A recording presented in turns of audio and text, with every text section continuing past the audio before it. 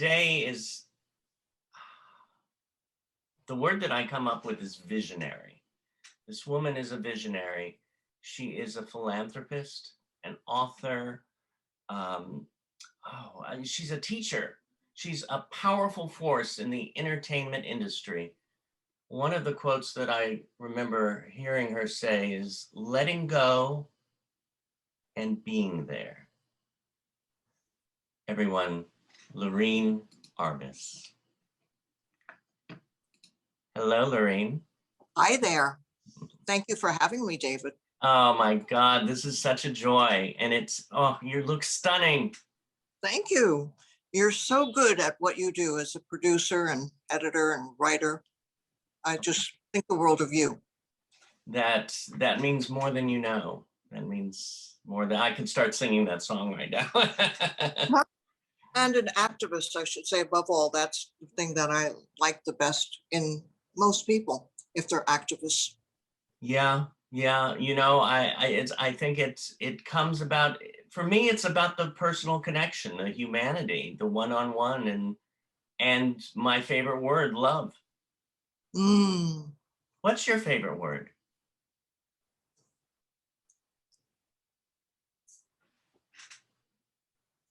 Oh, I have it on a wall in New York. Can we come back to that? Let's come back to that. I love it. I love it. So what made you the strong creative force that you are? Well, I'm a vessel.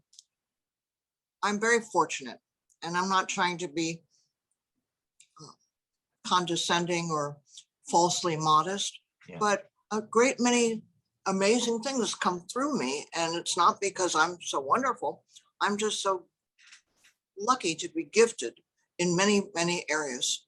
And these gifts have been given to, I'm not religious, but these gifts have been given to me that are really extraordinarily special. And I'm so grateful. I treasure them, and I try to use them. I mean, I've been told that I don't use them enough, and I don't disagree with that. But I dance, I write, I choreograph. I am a businesswoman, producer, many other things, artist, musician, composer. This isn't because I'm so wonderful. This is because I'm so lucky that I was chosen, however so, to be this vessel. Yeah. And you allow it. It seems like the doors are open and you allow it to come through you. Well, I suppress it sometimes, and I'm very grateful. I've said several times, but I should allow it more. What was your original question? Did I even answer it? Oh, the original question? You mean the first question I asked about what is your favorite word? No, about the creative force. Oh, the creative force. Did I answer? I think you did. I mean, what made you? I think what I got from that was the allowing of being a vessel. The vessel within you is your creative force. Yeah. Does that seem? I think that many of us who've had some difficulty in our lives are more likely to identify with people and with issues that are simpatico to many people and concern to many people. And that's where I do have a strength. You know, now that you're saying this and we're talking about the vessel, I look right behind you too and see that amazing painting. And to me, it sort of seems like a picture of you in a different realm. You know what I'm saying? Fascinating. I'm going to study it later because I'm sure you're right. Because I think my favorite paintings. Oh, it's gorgeous. And just to have that, it's like tunnel vision. I'm sure if I kept looking at it, I would find more and more and more. There's so much about it. There's a lot there. Yeah. But the focus that it goes to is the sky, the blue sky, but it has clouds and it has different kinds of clouds, and it's like it's this focus. It's beautiful. I think we have to be reminded fairly often that we're of this world, but we're not. And I love art and I collect quite a bit. And I'm drawn to subject matters that transport us to other worlds, and that those visits and our presence in other worlds.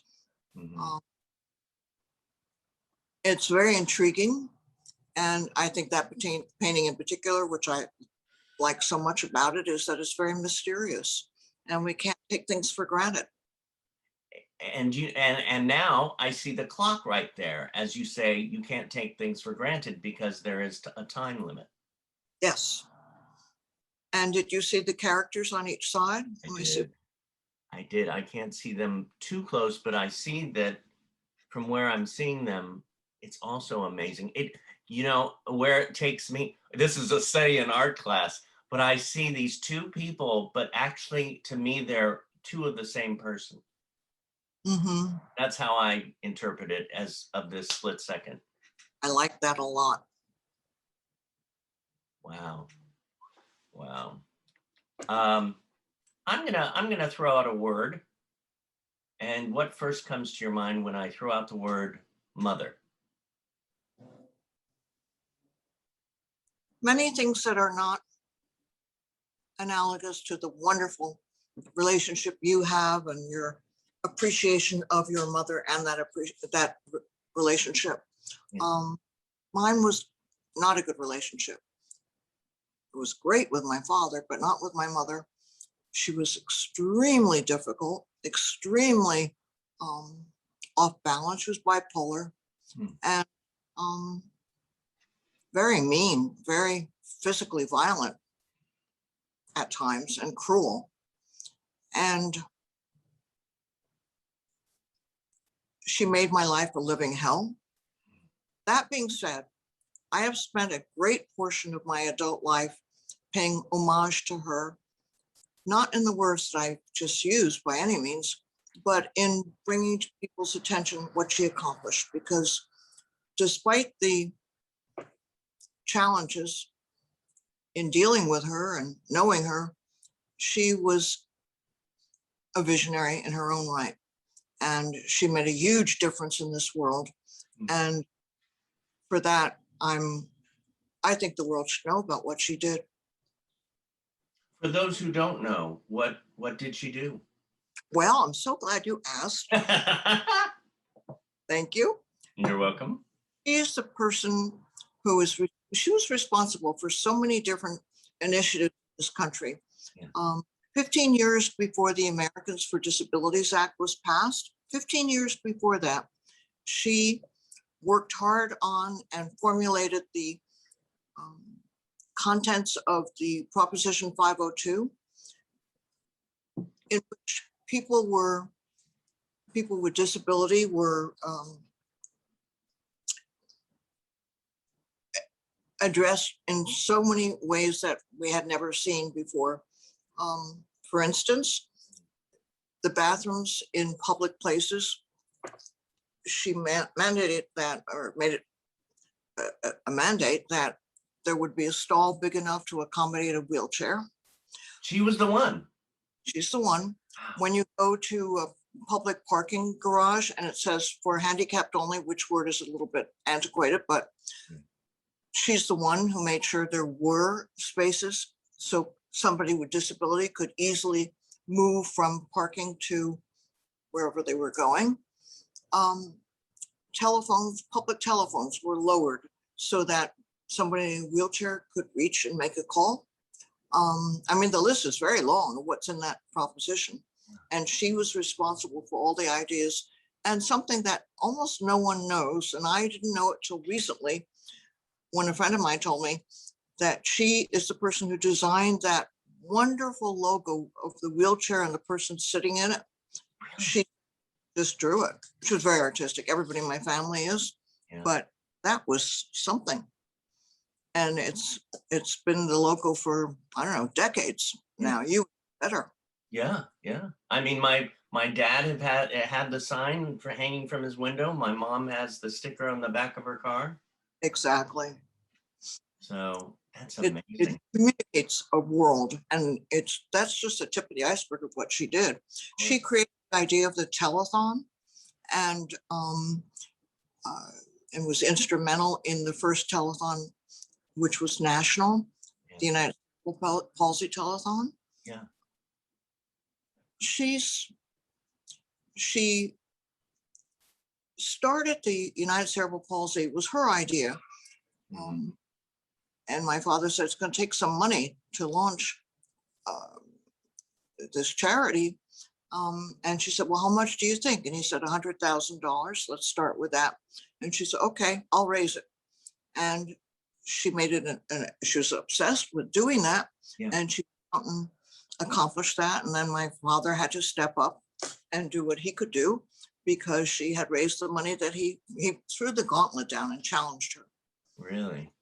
And the reason was because my older sister was born with a lot of disabilities, cerebral palsy amongst them. And she said to my father, this is before I was born, she said, "You know, we can afford to do many things most people cannot, Hmm. and reach people that most people wouldn't know, wouldn't be able to get through. Mhm. Well, what do other people do if they don't have any money, if they don't have any contacts? How do they help their children with disability? We have to do something about it." Hence the cerebral palsy organization came about. Wow. It's interesting, and I see, one of my next questions was why helping others from you? Where does that come from? And I can see it comes from your parents. Yeah, my parents, very much so. There's another interesting thing that maybe somebody who reads or hears this Yeah. will aspire to do the same with their children. Mhm. There's a huge difference in my consciousness. Um, I didn't get an allowance for a lot of years. When I did finally, I'm not saying everybody should be this extreme, but I wasn't allowed to spend it on after school treats or going to the movies or whatever. I had to give my allowance, half of it, to a cause. And I could choose my causes. That was the great part of it, but I couldn't keep it and I couldn't spend it on myself. That taught me a lot. And it became something that was really joyous to do. And to see the faces and receive the letters from people who were gifted by, you know, my allowance was Yeah. really amazing. I was thinking it's like that's where your allowance goes. And then I think, well, and then at the time, how do you treat yourself? And I could see, again, I go back to that beautiful painting, something that means a lot to you. Um, Yeah. a beautiful piece of artwork. Well, I wasn't allowed to eat candy and I had a very strict upbringing. So I wouldn't have been able to spend the money on that without being found out anyway. Mhm. The way I got my candy was there was a room in our house where the piano was located, and I was to practice the piano. So I practiced with one hand, and with the other hand, I was in the box of chocolate that I Ah, found in that room yeah. with company. And I You just have put a favorite kind? I thing over and over and over when my mother walked by. Yeah. Oh, she's practicing. That's good. I think she stopped long enough to realize I never varied what I played, just a basic scale. And I'm a horrible musician. I love music and I write music. Yeah. Just the worst musician. I have to ask somebody to play my music. I can't do it. Oh, wow. Did you ever come out with an album of your music or? I'm on that right now. I love that. It's classical music, Right. and without being too self-serving, I hope it's sort of in the category of Brahms and Chopin. I have to introduce you if you don't know him already. Rex Lewis Clack. No, Uh, I don't. he is he's a student at our school, but more than that, he's a savant.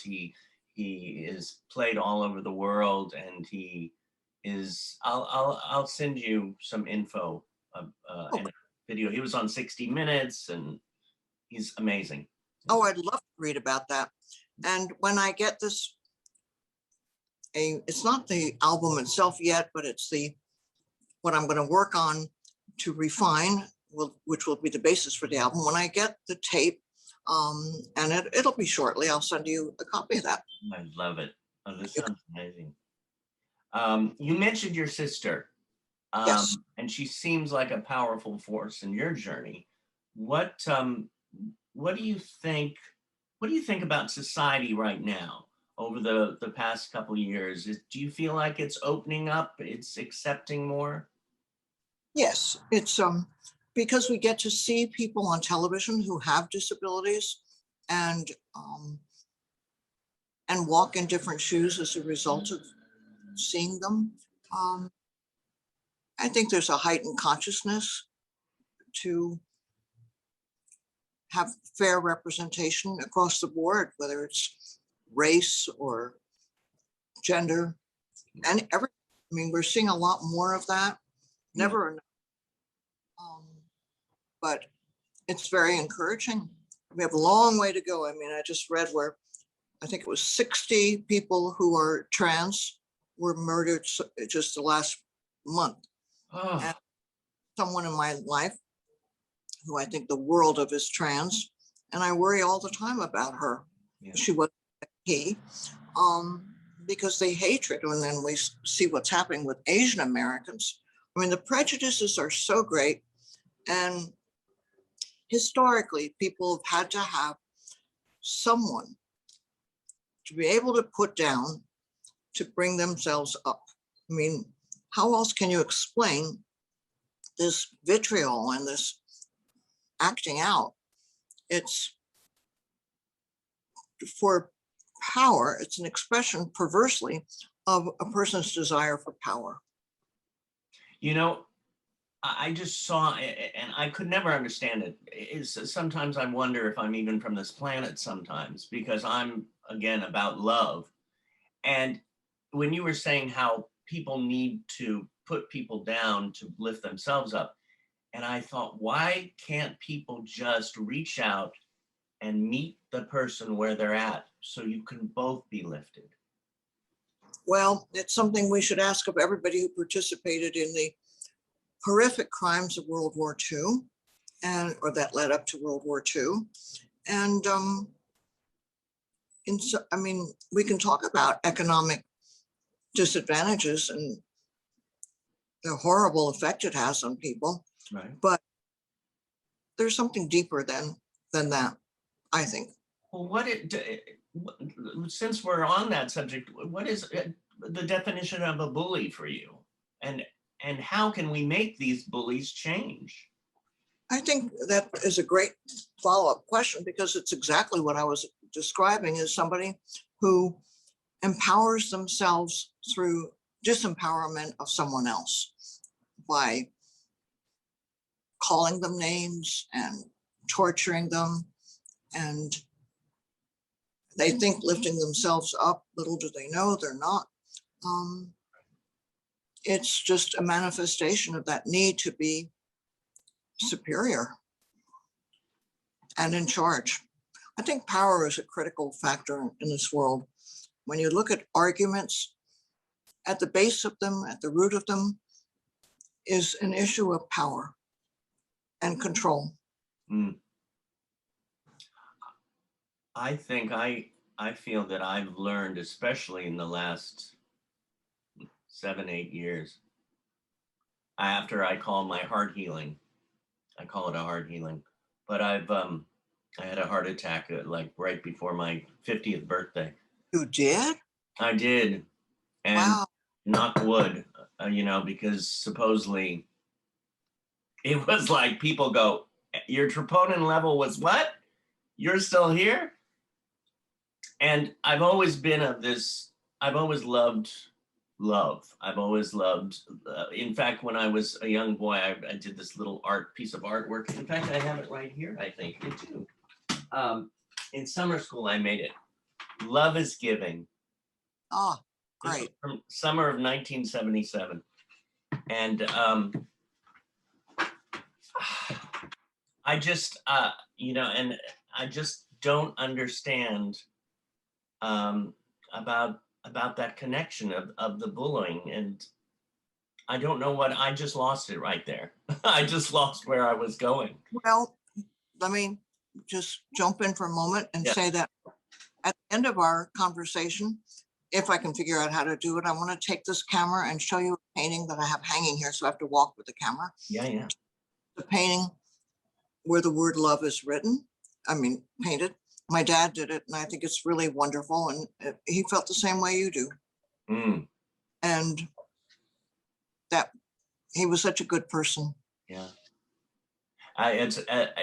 It's interesting how you were talking about your dad, which got me back to that point about the which made me remember what I was saying too about power and people wanting power so deeply. And again, over the last 7 years, personally, I've learned that it's power is not what it seems. Power, the best kind of power is to be secure with yourself. Or if you're not secure with yourself, I feel go to a certain place to discover yourself. And by that, helping others. I always find by helping others. That's key to it. Key. And that's what you constantly do. And the thing is, you mentioned your father. What was about your father that was so magic for you? Well, he was from a small town, very small town, and he knew everyone in the town. And his family had the country store, Mhm. and all the shopping they did was at that one store, dry goods and so on. And he never lost that humility in life. Mm. He was always humble and gracious to people, and just a really lovely human being. I love that. Talking about your dad brings the thought of my dad back too, because I identify with father in that way because I also had a wonderful father. Um, you have done so much philanthropy. You've written for magazines. You've been a producer, a senior VP. What for you has been your greatest accomplishment? Oh, it's going to sound a little Pollyanna. I could pluck my bio and pick something out of that, Yeah. but greatest accomplishment is when I help someone and make a difference in their life. It's just the world's best feeling. And that's what I love most, being able to do that. And having the resources, which I worked very hard to get. People think I just fell into it. It was thrown my way. Yeah. Not every dime I've made, I've given away, I've made until the last few years. And then I did have an inheritance, which came about very late. But I wanted to live in that way that I could spend money on other people. And so I worked very hard to be able to do that. I wish more people would see it the way you see it. That smile from that other person, that feeling, that energy from that other person when it's that giving. To love is giving. And because once you do, you receive it back just even from that smile. And David, that's so key to it all. And in connection to that, what you do and the giving, the connection of nonprofits. Why nonprofits? What drew you to those? Well, it's a very difficult decision sometimes. I've been asked to support various political causes, and Nancy Pelosi there's a fundraiser for her next week. I choose to focus my giving in the nonprofit world because I just don't want to see the money go to transient situations. It may not make sense. I mean, I think she's terrific, and many candidates, primarily Democrats, are ones that I would like to support, and I will verbally talk them up. But I just think it feels so important to me to support causes that may or may not be able to get sufficient support. Not that mine is that much, but every little bit counts. And I need to be able to answer simply when somebody says, would you give some money to this candidate? No, I focus only on giving in a nonprofit category. It's just what I do. Yeah. Now, and you have a foundation, the Loreen Arbus Foundation. What does that stand for? Basically, we support or give support to marginalized people. That's the common denominator. Anyone who's marginalized is of interest to us to support, give support to. If I say we support them, it sounds like we have a lot more to give than we do. We contribute support. So somebody who is African American or with a disability or without an educational opportunity. I mean, marginalized people are just a huge, huge issue. Native American, oh my goodness, what we've done, it's horrifying. I think it's so important to give in a political sphere, but my giving is in an emotional context. If I feel someone's pain or need or both, yeah, that's when I am most focused on my giving. And people who are marginalized are all over. I mean, religious marginalization. right. No matter if the person is of my own faith or another. We just be able to have the opportunity to practice our beliefs. Now, when it comes to a project, whether it's the joy of giving or writing or being a dancer or a creator, how much control do you, Loreen, need in that project? Well, I'm sure some people think I'm a very controlling person. I've been told. I am, but I'm not, because what I am more so is collaborative. I love being able to collaborate with a person or people, and we get so much more done. And it's not a matter of who said or did what, it's a matter of getting it done. Yeah. And collaboration gets us closer to getting things done any day. Yeah.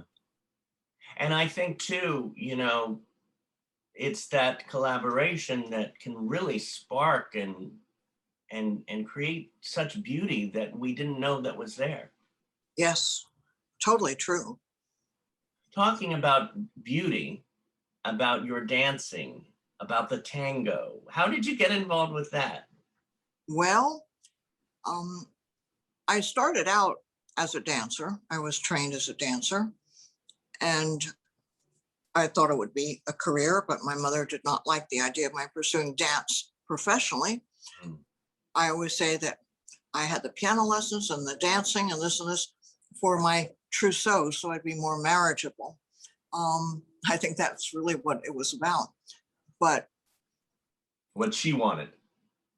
And what she wanted. Yeah. Yeah. People would comment about her daughter dancing. It didn't affect me in the way he liked that a lot more.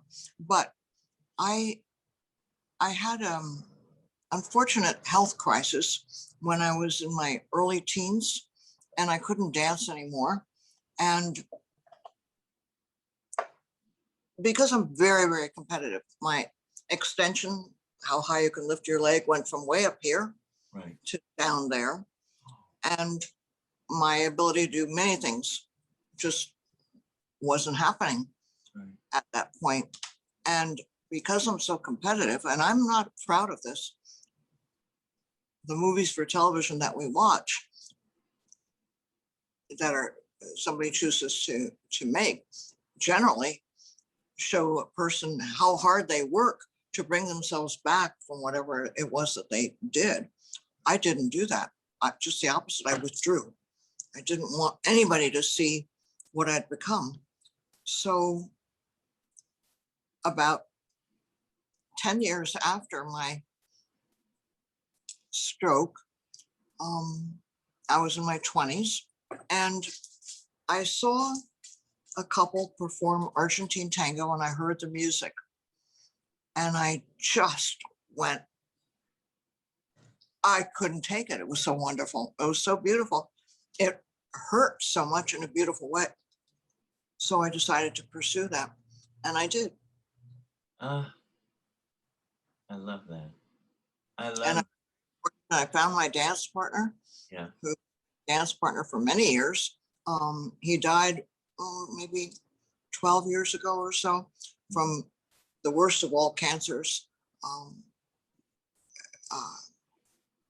Gosh, my mind today. It's okay. You're probably getting it from me. I'm good with pancreatic. Pancreatic cancer. Exactly, the worst. It's so fast and it's so painful and it's so basically incurable. And that was just a huge loss because we were two souls that were meant to be together in the dance. And I was so lucky that when I say I found him, actually I did. I saw him dance and I went over to him after and I said, would you consider partnering? A lot of, Have you danced since? yes, but now I'm not because of my own challenges that I've had. You mentioned something about during the last couple of minutes, and it connected me to you enjoying and being the senior. Oh, what you bring out, what you mentioned TV and what we see on TV. And then I know that you became the senior VP of Viacom, and you also were the head of what channel is that? The Showtime and the Cable Health Network. Yeah, the Cable Health Network became Lifetime. Right. So that was my second big credit. My first one was head of programming for Showtime. What is it about? World of Cable was basically a stepchild in media. And when I'd go to a convention, television convention, somebody, everybody would say when you go around to different booths, what company are you with? And I would say at that time, Showtime. People didn't know what it was at all. And if they did, they didn't want to have anything to do with me because they assumed I had no money to spend. It was just really the poor stepchild. Huh. And little did they know. Right? They welcomed me into their booths. I tell you.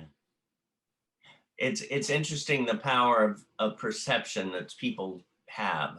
I was talking to my therapist today about that, how myself, I put what I'm thinking into the other person's head. And then it's like, wait a minute, that's what I'm thinking, not what they're thinking.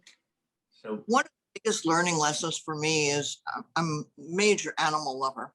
Yeah. And dogs that 24/7, because I think that they're understanding things that they're not understanding, but they are understanding other things on a level that is astounding. Yeah. So I credit them with a process of thinking that isn't what they have, right. Isn't what they do. They're not analytical. They see a toy, they go get it, but it isn't with a strategy.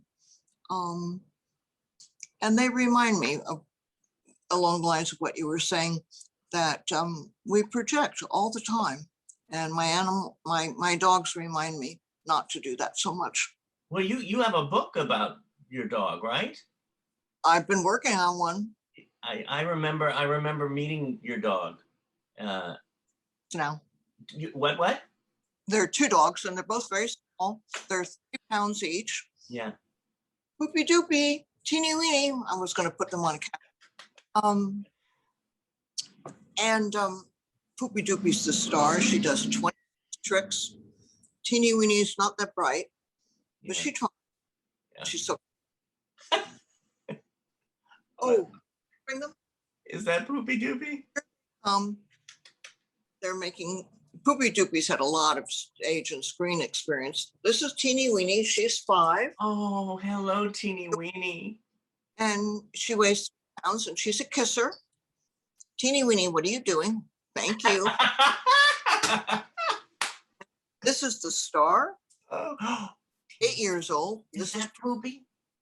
Oh, Poopy. Oh, and she's also 3 pounds. And she's brilliant. Oh, Thank you for bringing them in. Thank you. Thank you. Oh, how gorgeous. Being respectful today, being quiet. They never can be counted on not to be barking when they shouldn't be. Oh, this all leads to something that it's one of my other favorite words, heart. Define heart connection. I vaguely remember you saying that somewhere before. So I thought, I did. When you asked me at the very beginning and I went blank about what my favorite word is, I can't believe I couldn't think of it, but it is inclusiveness, inclusivity. Yeah. That to me is just the most precious word, to include everyone that you can who's interested, to open doors. And Teeny Weenie is having a seat on the dining room table here. Is Teeny Weenie ready for dinner? Din? Always ready for dinner. That's a good 3 hours off. Okay. Hello. Nose down. Teeny Weenie, come here. Poopy doopy, come here. Oh, how gorgeous. One of these days, I'm going to get a dog again. What, you had one? Years ago, when I was very small, we had Billy. He was a German Shepherd. Oh, well, you need to have a dog. You just do. Yeah. Oh, how gorgeous. Here comes Poopy doopy. Hey, Poopy. No, hey, Poopy doopy. Poopy doopy. Poopy doopy. Hello, my dear. Can you give me a little something? I can show one of her tricks at least. Oh, here's what people can do. Go on Vimeo. Yeah. At Vimeo, you look up the title here. Yeah, maybe I could show the card. It's a takeoff on Sex in the City. It's called, can you see it? Yeah, up a little. Oh, This is her business card. Poopy Doopy Productions. Poopy Doopy in the City. See my movie, up a little. And then the website is www. You don't have to look for a website. It's not on YouTube because you have to clear the music on YouTube, and I didn't clear the music. There's a lot of music in it. It's a comedy. It only is 15 minutes, and it's just, you go to Vimeo, and Poopy Doopy in the City is what you look for. And it says Loreen Arbus, producer, director, writing. This is great. Okay, I'm right after this interview. That's what I'm gonna do. It's her production company, Pooper Dooper Productions. Poop Dooper. Oh my gosh, that's a joy. Oh my God. I've been taught, this is all connection to love. I mean, everything, I think that's why I've always, I don't think entranced is the right word, but always, I guess it's stepped down to the word, just been in awe of you because of the love that you give. And all of this whole interview is about all connecting to that for me. Is there one person in your life that was your source for you, the power of your love? Oh my goodness, that's the easiest one of all for me to answer. My father was amazing. He was wonderful. I loved him a lot.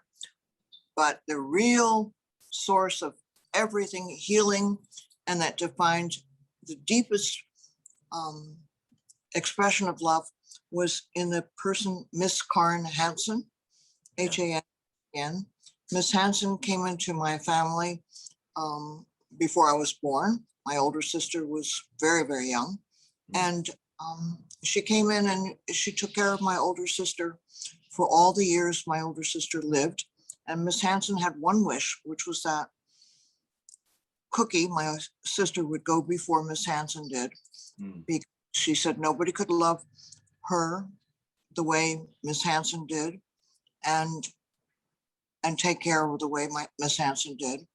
And it was totally true. And what happened was my sister died 6 months before Miss Hansen died, which was exactly what she wanted to do, was to pass after my sister.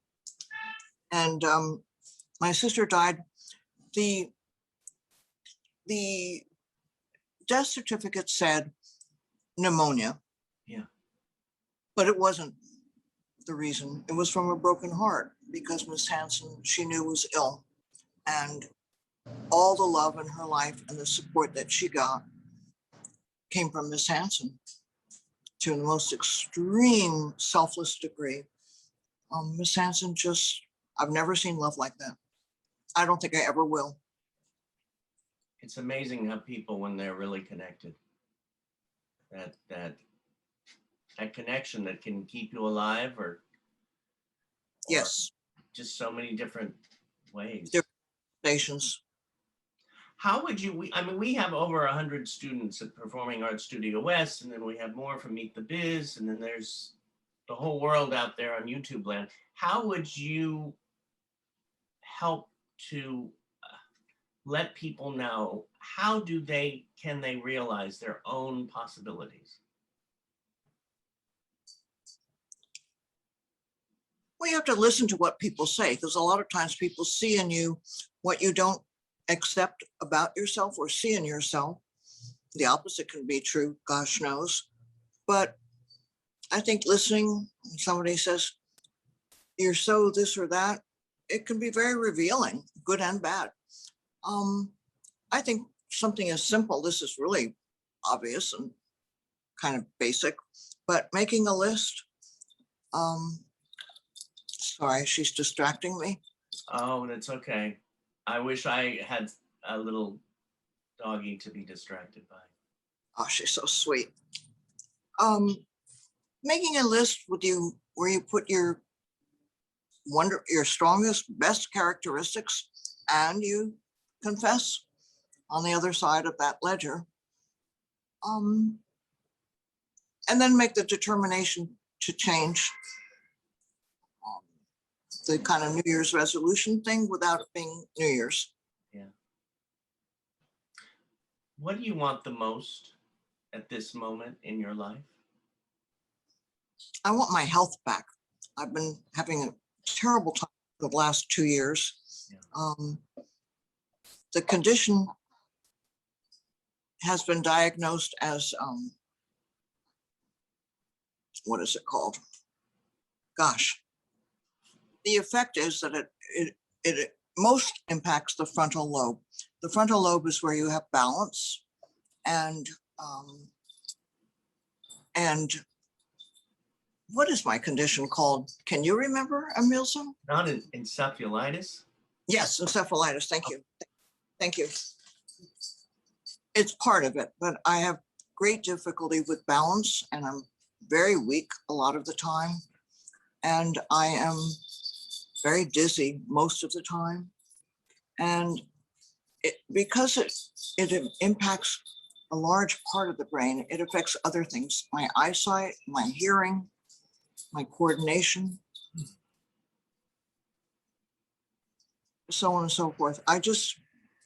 I'm searching for answers, and people have been wonderful, suggesting different things and people to see. And I'm on to a new lead right now, which I'm excited about. We won't go into it, but right.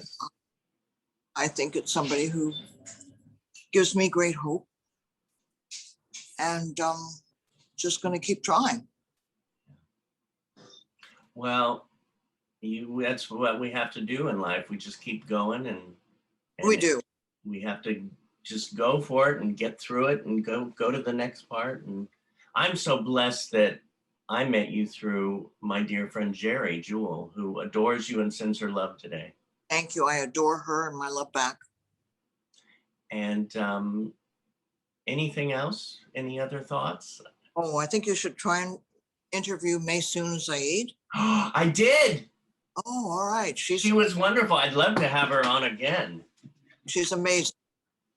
Where did you both meet? You and Maysoon? I've known her for some years. I'm trying to remember, how did I meet her? But I just adore her. She's a very important inspiration in my life. Yeah. And she has three things going against her. One, she has, I don't know what the order would be, but she's Muslim. That's not easy. And she has cerebral palsy. And she's female and very aspirational, but women don't have the same opportunities men do. We make them, but we work a lot harder to get them. And Maysoon is just a force. She's a powerhouse. Very likewise. She's terrific. Yeah. Yeah. I never understood that, you know, and I still don't understand it. I always feel that women are the stronger sex. And I think there's a lot to be said that, and you're not the only person who does. Yeah. But I think it comes down to what I brought up earlier, which is this, it's a prejudice and this need to put people down. Women are the scapegoat. I mean, there was Adam and there was Eve. Why is Eve the source of all evil? Where did that come from? I don't see it that way. I don't buy it. No. No. They're the women are who give birth. Women are, it's Mother Earth. You know, it's Mother Earth. Yes. So, you know, and soon it'll be Madam President. So. Right. Not too soon, because I want Biden to live as many years as it's possible. Yes. Doesn't, then it will be a woman president. Yeah. But we don't want that to be the determinant. Definitely. He live and continue to do a very difficult and praiseworthy job. Yeah. Thank you so much. Thank you so much. What a joy to get to spend time with you. Thank you. I know, this is like a little lunch. Really dietetic time, dietetic lunch. Thank you so much, David. Thank you so much.